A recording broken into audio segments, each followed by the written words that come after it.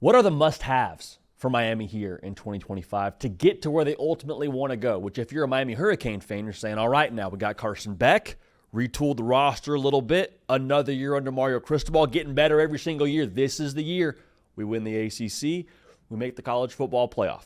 If that were to happen, what would you need to have within your football team actually happen? We'll talk about it right now. Before we do that, though, Miami Hurricane fans, make sure you are subscribed right here to the On3 YouTube channel. This show, The Hard Count, college football year-round. But the beautiful part about this whole deal that we're doing right now as we look at the must-haves for next season is that next season is not far away. Like, we do college football during the month of March, during the month of April. Like, we do college football all the time, but college football games are actually about to be played. And we're going to talk about it, obviously throughout the entirety of the season, as much as, if not more than anybody else. Want y'all a part of this. Make sure you're subscribed. Appreciate y'all for being locked in. On the offensive side, you went and got Carson Beck. That's awesome. Wouldn't it be such an empty feeling to finish the year and say, man, we had all that talent at quarterback, but we never actually got to see what he could really be because we had no wide receivers for him.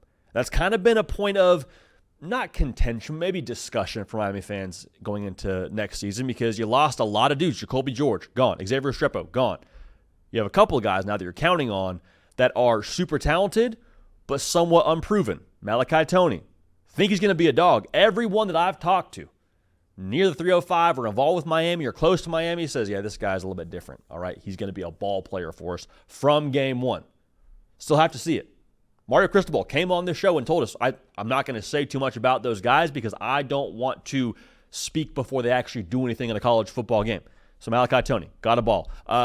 Josiah Trader, a guy that played last year, going to ask more of him this upcoming season. Went and got Keelan Marion, who we've talked about before via the portal from BYU. Good player in the slot for them. Excited to see what he's going to be. CJ Daniels is a guy who had a lot of production from Liberty. Went to LSU last year. Now he transfers to Miami. You hope he can kind of recreate that production from a couple of years ago where he was a 1,000-yard receiver. The bottom line here is Miami's offense is a vertical passing attack. You saw that last year with Cam Ward. They were top 5 in America when it came to yards per pass. Translation, you're going to sling the ball downfield, all right? And as talented as Carson Beck is, we saw what he looks like without any major talent at wide receiver. We saw what he looks like without having any dudes that can real deal go win one-on-ones for you and finish plays downfield. Like that was Georgia's story last year, right? Georgia typically wants to be more complimentary, run the football, and then create some things downfield as well. But you lead America in drops like your quarterback looks bad. He starts to force throws downfield. We got a lot of palms up across the board here from the offense to the coaching staff, and it's not a good look. So if you want to see what Carson Beck is truly capable of, you've got to have this wide receiver room elevate and play to their potential of all the stars next to those guys' name and all the previous production some of those cats have that have transferred in. Now, defensively, there's a lot of ways you could slice this for Miami. There's a lot of different things you could say are must-haves for them.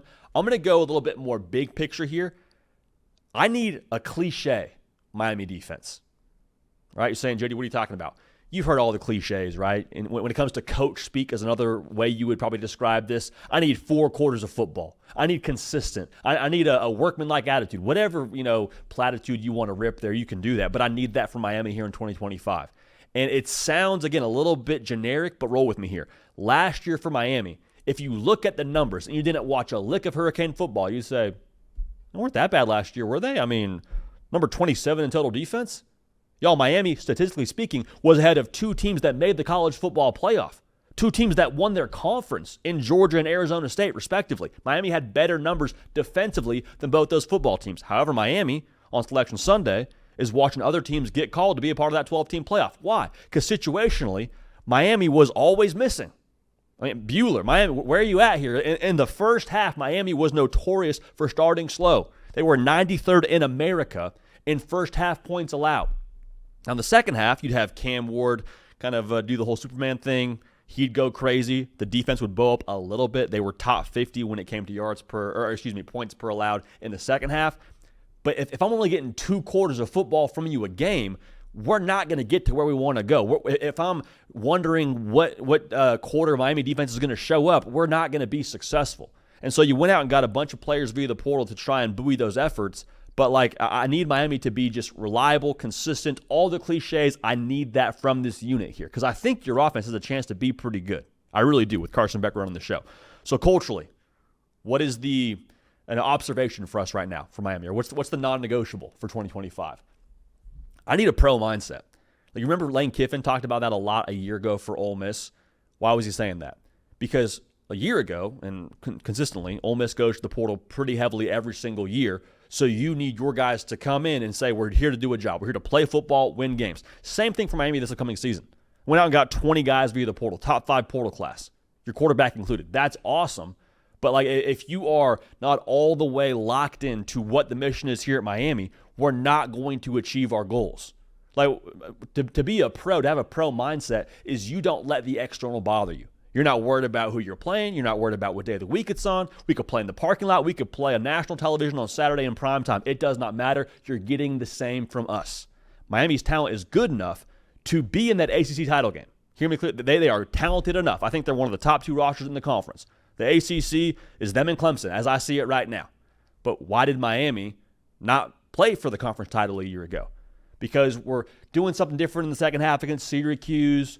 We go to Georgia Tech and kind of play with our food. It takes a Hail Mary defense for us to be able to beat Virginia Tech on a weeknight. Like, it was, and I understand part of this is college football is very much so just a sporadic game in itself. We got a bunch of 18 and 22-year-olds running around out there. So there's a degree of like variation to this and spontaneity to this that we love. But still, like, the best teams, what are they?